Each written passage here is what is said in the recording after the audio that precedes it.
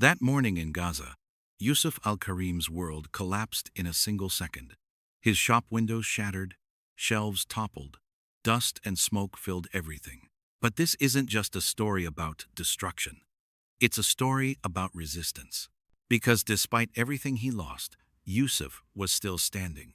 In a world where his left arm was gone, he was still trying to give his children hope. When Yusuf returned from morning prayer, the sky looked more tense than usual. Everyone living in Gaza could feel this tension now. The silence in the air was the silence before the storm. He rubbed his hands over his face and murmured something, then began opening his shop's shutter. He held the lock with his left hand while turning the key with his right. The same movement every morning. The same hope every morning. Please God, let nothing happen today. The shop was small but spotless. Even though the shelves were half empty, everything was organized. This was Yusuf's pride. This shop, inherited from his father, was his family's only source of income. It was 7 in the morning. A few customers would come, buy bread, maybe some olives, some cheese. That's how the days passed.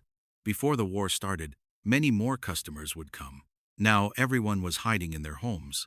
When he heard the door chime, he looked up. His neighbor, Abu Tariq, was entering. The old man came at the same time every day to buy tea. "Good morning, Yusuf," he said in a tired voice. Yusuf smiled. "Good morning, Abu Tariq. Your tea is in its usual place." The old man reached for the shelf, but Yusuf got there first, took the package and put it on the counter.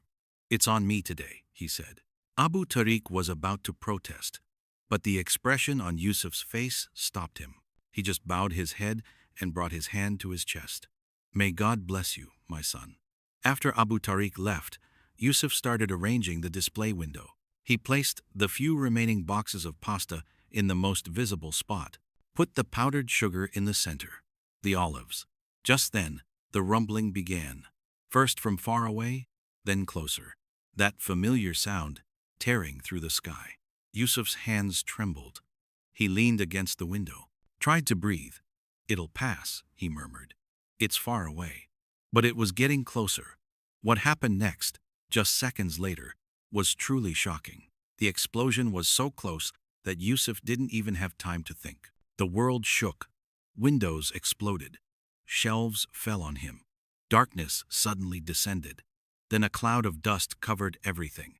Yusuf's ears were ringing. He had protected his face with his right hand, but his left hand was still at the edge of the window.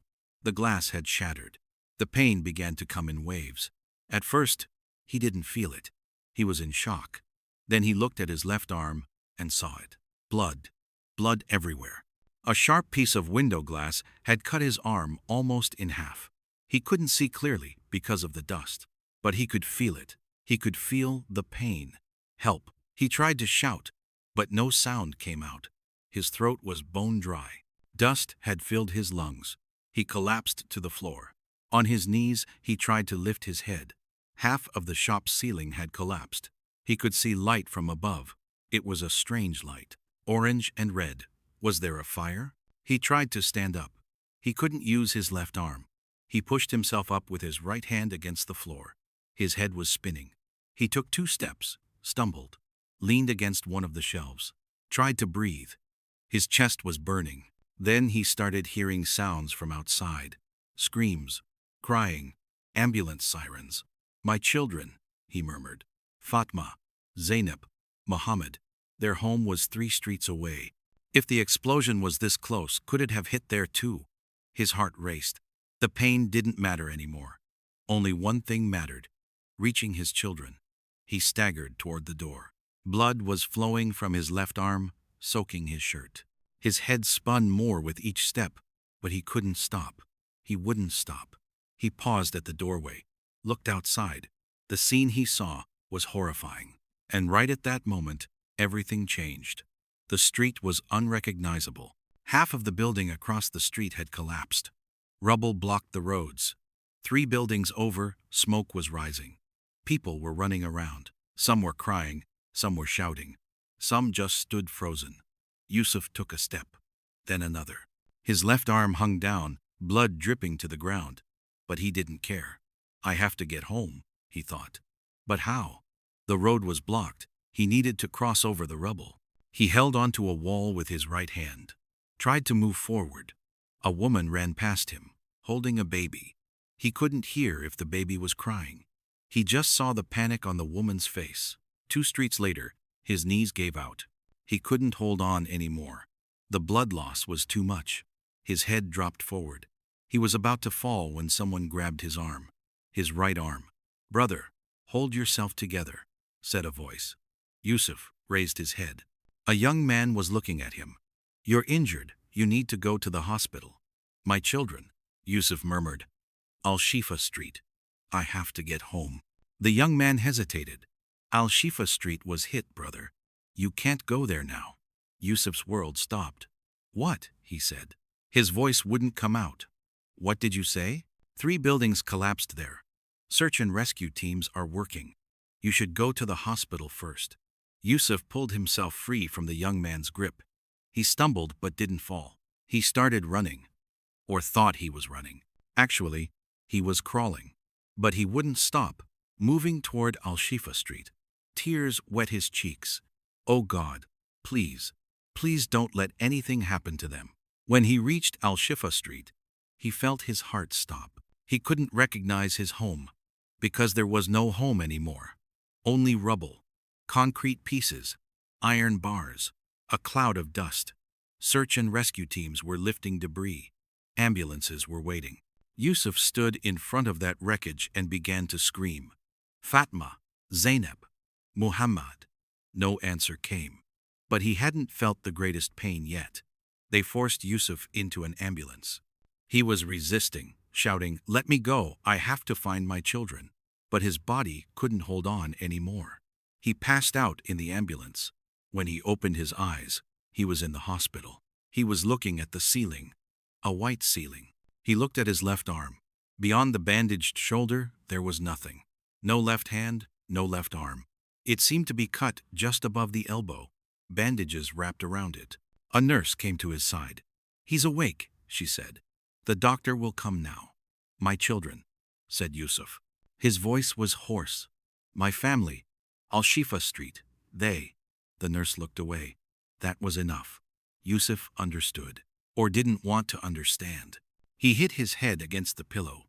"No," he said. "No, no, no." When the doctor came, Yusuf couldn't speak. Tears flowed silently. The doctor checked his arm, changed the bandages, said something about surgery, about infection risk. Yusuf wasn't hearing any of it. All he could hear was his own heartbeat. Boom, boom, boom. Each beat reminded him of everything he had lost. He stayed in the hospital for 2 days. Didn't eat, didn't talk, just stared at the ceiling. Sometimes he slept, saw his children in his dreams. Fatma was laughing. Zainab was telling him something. Muhammad was holding his hand saying, "Dad, come play." Then he would wake up and face reality. On the 3rd day, a man came to visit him. He was from a local aid organization. "Brother Yusuf," he said gently, "my condolences. Losing your family. I'm so sorry." Yusuf turned his head. "Where are their bodies?" The man hesitated. "We buried them in a mass grave, those pulled from the rubble. There were so many people, we had to act quickly." Yusuf closed his eyelids. He hadn't even said goodbye to his children. Hadn't seen them one last time.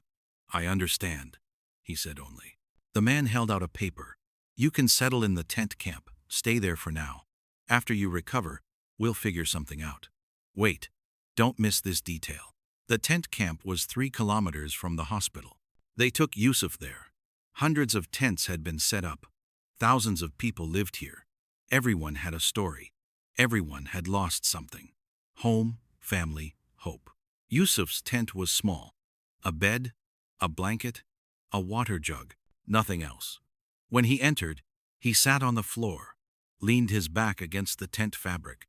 He placed his right hand on his knee. On the left side, there was an empty feeling. He was having trouble finding his balance. His body was incomplete. His soul was incomplete. When night came, sounds came from outside. Children's voices. They were running around playing. Yusuf froze inside the tent. He closed his eyes. He wanted to cover his ears but only had his right hand. He could cover his left ear. Sounds were coming from his right ear. "Dad, look. I caught you. Come on, run." Tears slid down his cheeks. In this tent, he was alone. No one would call him Dad anymore. No one would hold his hand and say, "Come play." No one. The next morning, he woke up early. Actually, he hadn't slept at all. He had just opened and closed his eyes throughout the night. He went outside. The camp was waking up. Women were washing clothes, men were waiting in line to get bread, children were running around. An effort to maintain a normal life. But nothing was normal. He walked to the aid distribution point, waited in line. When his turn came, a young volunteer asked, "For how many people?" "One," said Yusuf. The words stuck in his throat. "Just me." The young man gave him a bread, a can of food, a bottle of water. Yusuf reached out to take them. His right hand. Carrying items with one hand was hard. He dropped one. He bent down to pick it up, lost his balance, stumbled. The man behind him caught him. "Thanks, brother," Yusuf said embarrassedly. When he returned to his tent, he sat down, tried to open the bread. It was hard. He couldn't tear the plastic bag with one hand. He held it with his teeth and pulled. The bag tore. The bread fell to the ground. Yusuf looked at it. Then he picked it up, blew off the dust, took a bite. It had no taste. Nothing had taste anymore. But what you're about to see now changes everything. 3 weeks passed. Yusuf was still in the tent. His wound was healing, but his soul wasn't. Every morning he woke up, went outside, got bread, returned to the tent, sat and stared at the walls. Sometimes other men came to try to chat. "Brother, come out a bit, get some air." Yusuf just nodded. "I'm fine, thanks." On the 21st day, something changed. That morning when he went outside, he saw a little girl, maybe she was 5 years old, sitting on the ground, playing with a toy doll. The doll was missing an arm. The girl was hugging it lovingly, saying, "Don't be sad, you're still beautiful." Yusuf froze. He looked at the girl. The girl raised her head, smiled at him. "Uncle, you don't have an arm either?" Yusuf swallowed. "Yes," he said. "I don't have an arm either." The girl stood up, came to him. "My doll doesn't have one either. But my mom says it doesn't matter. As long as there's a heart, that's enough." Yusuf looked into that little girl's face. There was an innocence in her eyes. There was hope. There was life. He knelt down to the girl's level. "Your mom is very wise," he said. His voice trembled. The girl showed him the doll. "Do you want to hold it?" Yusuf reached out, took the doll with his right hand. It was light. It really was missing an arm. It was a cloth doll, handmade, worn out. But he understood its value in the girl's eyes. "It's very beautiful," he said. "Take good care of it." "I will, uncle." "You take good care of yourself too, okay?" Yusuf nodded. He gave the doll back. The girl ran away, went to her mother. Yusuf stayed there on his knees for a while. Then he stood up. For the first time in 3 weeks, something stirred inside him. Maybe it wasn't hope, but it was something. It was something. You won't believe it, but hope was still there. After that day, Yusuf began to change. Slowly, very slowly, but he was changing. He woke up early in the mornings, walked around the camp, talked to people. He helped elderly people carry water jugs. It was hard with one hand, but he tried. One day he started volunteering at the aid distribution point. "I can help," he told the supervisor. "I have one hand, but it works." The supervisor looked at him, saw the determination in Yusuf's face. "Okay, brother, come." Yusuf stacked bread, arranged water bottles. When people got in line, he greeted them. "Welcome, brother." For how many people? Some people knew Yusuf, some didn't, but everyone noticed one thing. There was a light in Yusuf's eyes again. At noon one day, an elderly woman came. She was tired, out of breath. "Son," she said to Yusuf, "can I get some water? I'm very thirsty." Yusuf gave her a bottle of water. "Here, auntie, drink comfortably." The woman drank the water, then looked at Yusuf. "May God bless you, my son. Young people like you bring life to this camp." Yusuf smiled. No youth left, Auntie. But there are still things we can do. The woman looked at Yusuf's left arm. The bandages were still there. My condolences, son. I also lost 2 grandchildren in this war. But with faith, you know, we hold on. Yusuf bowed his head. Yes, Auntie, there is faith. When evening came, Yusuf returned to his tent. But this time he sat outside. The western sky was orange. The sun was setting. Sounds were coming from everywhere in the tent camp. Someone was reading the Quran. Someone was cooking. Children were laughing. Life was going on. Yusuf put his right hand on his chest. His heart was beating. It was still beating. Oh Lord, he murmured. Thank you. I'm still breathing. I'm still here. But Yusuf didn't know yet that the hardest test was approaching.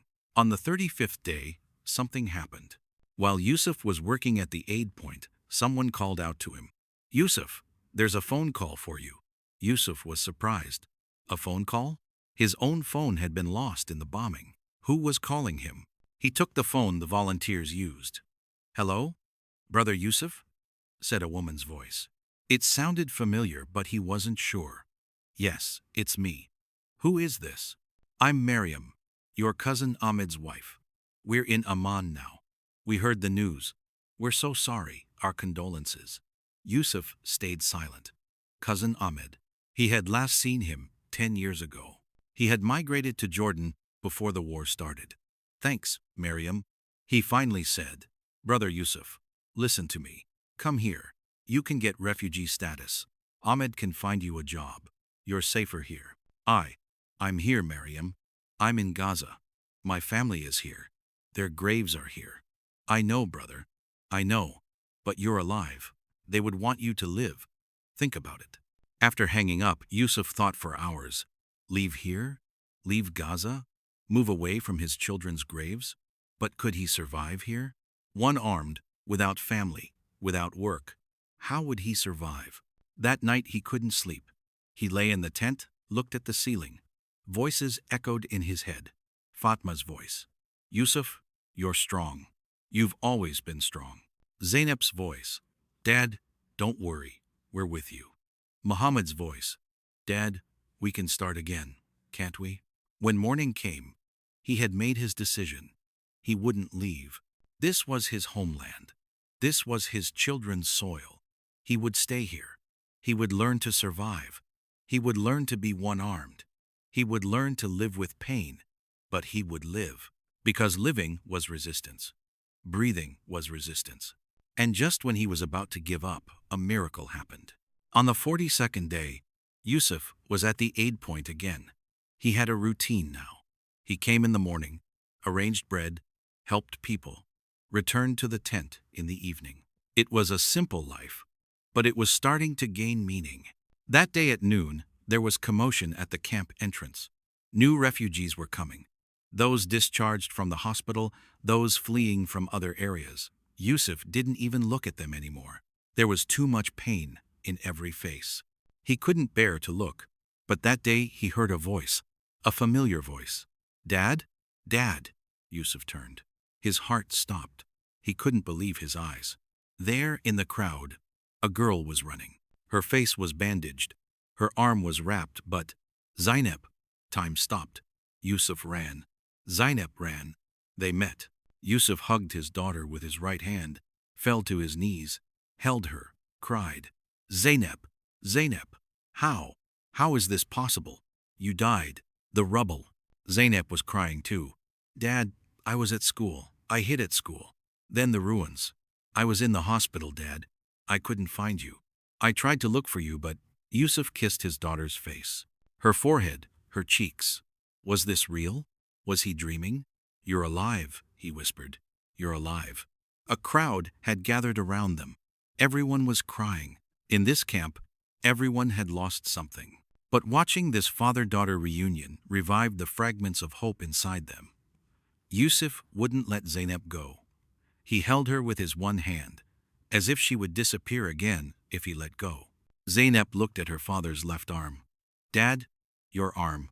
It doesn't matter, said Yusuf. He was smiling. For the first time in 3 weeks, he was truly smiling. It doesn't matter, my dear. You're here. You're alive. That's enough. That night, Yusuf and Zainab sat in the tent. They talked. Zainab explained how the bombs fell when she was at school, how they hid in the basement, how they waited for hours, then how she was pulled from the rubble, taken to the hospital. I asked about Mom, said Zainab. I asked about Mohammed. Nobody told me, but I understood, Dad. Yusuf hugged his daughter again. They're in heaven now, my dear. They're watching us from above. I know, Dad, said Zainab. Her voice was mature. She was 9 years old, but the war had aged her greatly. But we're here. We still exist. Yes, said Yusuf. We still exist. Zainab's return changed everything. Yusuf now had a reason to live. Not just for himself, but for his daughter. He woke up early in the mornings, prepared breakfast for Zainab. He learned to cut bread, slice cheese with one hand. At first it was difficult. The bread would slip. The knife would fall. But Zainab helped. Dad, I'll hold it, you cut. They worked together. They lived together. They healed together.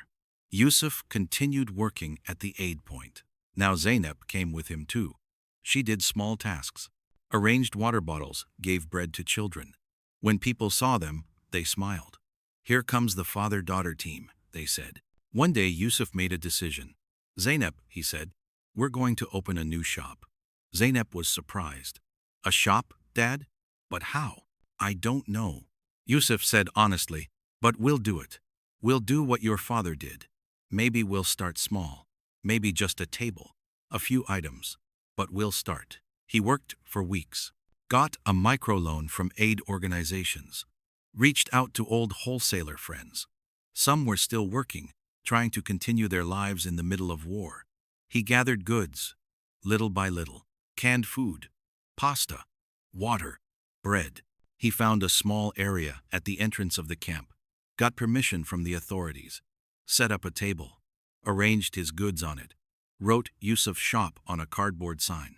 The first day he made only 3 sales. The second day, 5. The third day, 7.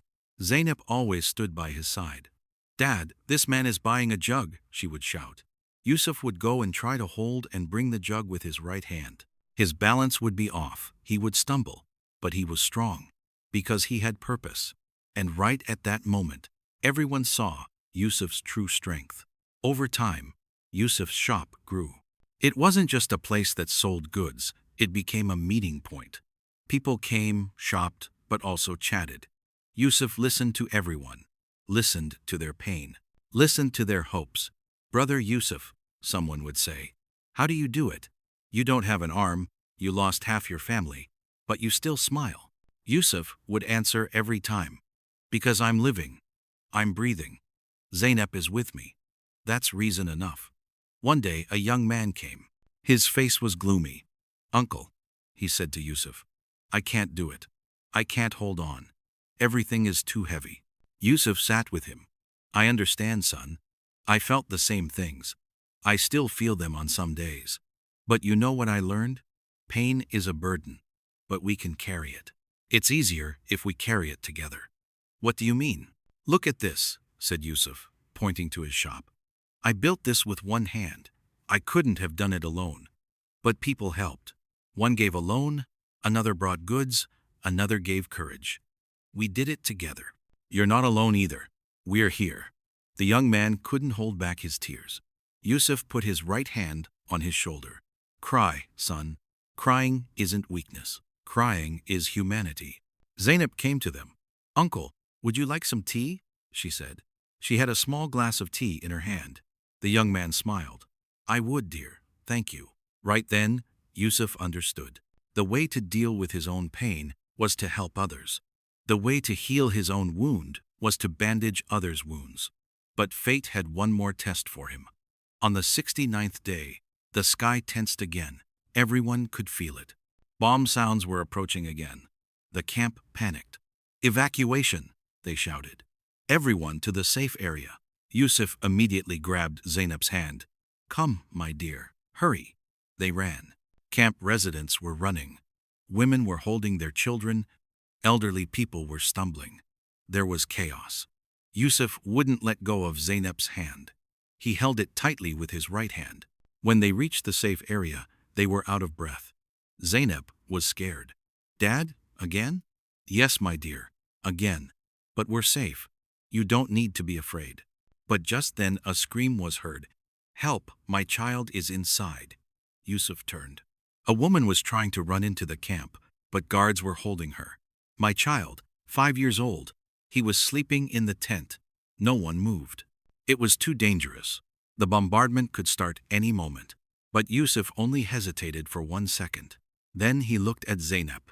"Stay here. Don't move." "Dad." "No. Stay here," said Yusuf in a stern voice. Then he ran toward the camp. Inside, the woman was shouting the location of the tent. Yusuf stumbled toward there. He didn't have a left arm. His balance was off. But he continued. He found the tent, went inside. There was a small child, frozen with fear.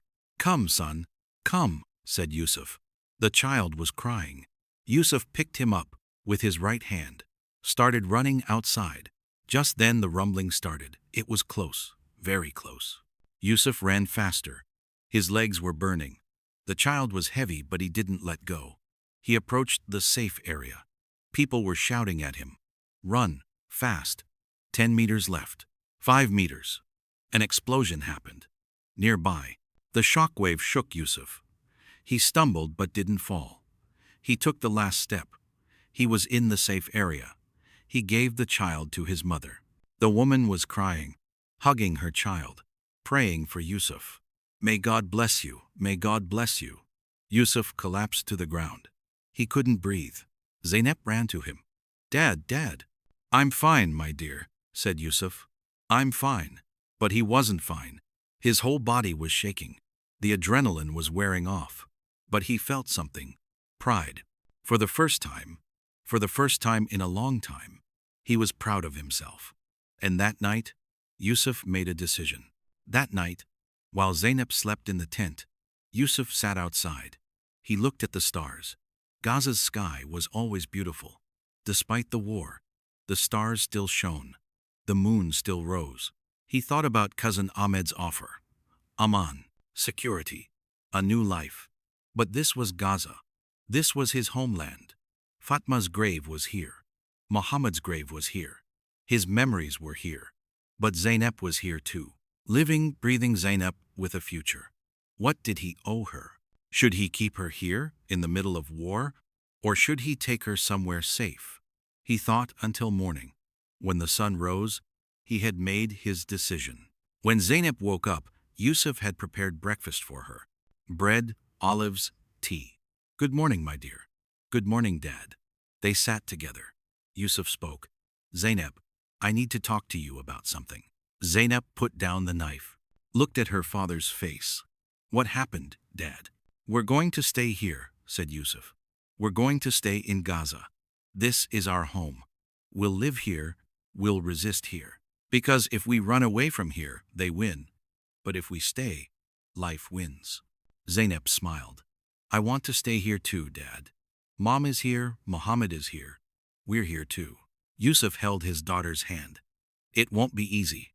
I know. Sometimes we'll be hungry. I know. Sometimes we'll be very scared. I know, Dad. But we'll be together. As long as we're together, anything is possible." Yusuf couldn't hold back his tears. He hugged his daughter, held her with his one hand. "I love you so much. I love you too, Dad." Months passed. Yusuf and Zainab continued living in the camp. The shop grew. It was no longer just a table. They had set up a small shed. There were shelves inside. Zainab wrote prices on cardboards. Yusuf arranged the goods. People came, not just to shop, but also to chat. Yusuf's shop had become a point of hope. "Go to Yusuf, he listens," they said. "Talk to Yusuf, he understands." One day, journalists from an international aid organization came. They were collecting stories from the camp. They found Yusuf. "Can you tell us your story?" they asked. Yusuf hesitated at first. Then he agreed. He told them about the bombardment, about losing his arm, about losing his family, about finding Zainab, about opening the shop. The journalist wiped her eyes. "You're a hero," she said. Yusuf shook his head. "No, I'm just a father, trying to live for my child. That's all. But how do you do it? How can you stay this strong? Yusuf stopped, thought, then answered, I'm not strong. I cry every night. Every morning when I wake up, my pain is still there. But I have to get up because Zainab needs breakfast. I have to open the shop. I have to smile at customers. Life goes on, and I go on with it. What's your message to people? A message? Yusuf smiled. The side without his left arm still hurt, but he smiled. My message is this. No matter how much you strike us, we stand tall. Even if you take our hands, you can't take our hearts. Even if you destroy our homes, you can't destroy our hope.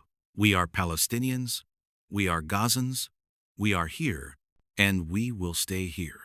A year had passed since the bombardment. Yusuf's shop was now one of the most recognized places in the camp. Zainab had turned 10. She was going to school, the temporary school set up by the aid organization. In the evenings, she helped her father at the shop. Yusuf still didn't have his left arm, but now he used a prosthetic. The aid organization had provided it. It was a simple prosthetic, but it worked. He could hold things with 2 hands now. Slowly, but he could do it. One evening while closing the shop, Zainab asked, Dad, do you think this place will be normal again someday? Yusuf looked at his daughter. What is normal, my dear? You know, no war, no bombardment. Everyone lives in their home. Yusuf sat down, pulled Zainab close to him. Maybe it will. Maybe it won't. I don't know. But what I do know is this. We are here. We are living. We are resisting. And that alone is a miracle. A miracle? Yes. Think about it. How many people we lost. How many homes were destroyed. But look around. People are still laughing. Children are still playing. Women are still making bread. Life is still going on. That's the miracle. Zainab rested her head on her father's shoulder. I love you, Dad.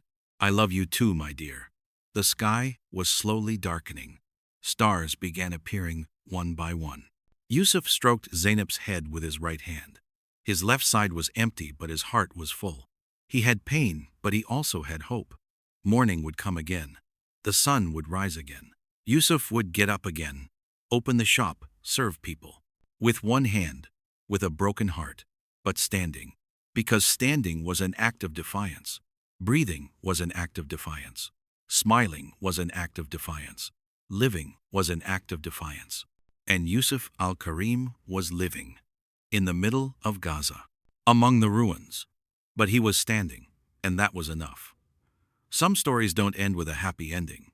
But some stories end with hope. And hope is more powerful than any happy ending.